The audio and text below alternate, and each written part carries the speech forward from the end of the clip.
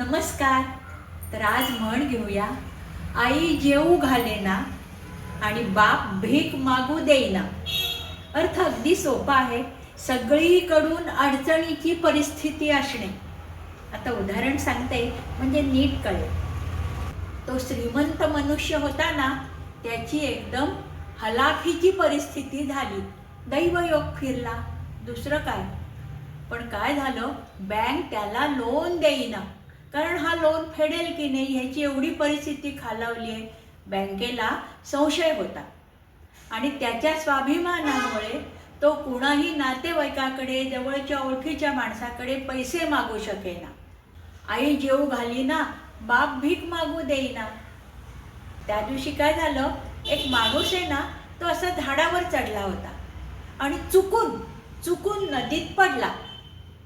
हात पाय मारायला लागला, परंतु तिथे नदीमध्ये एक मोठी सुसर होती.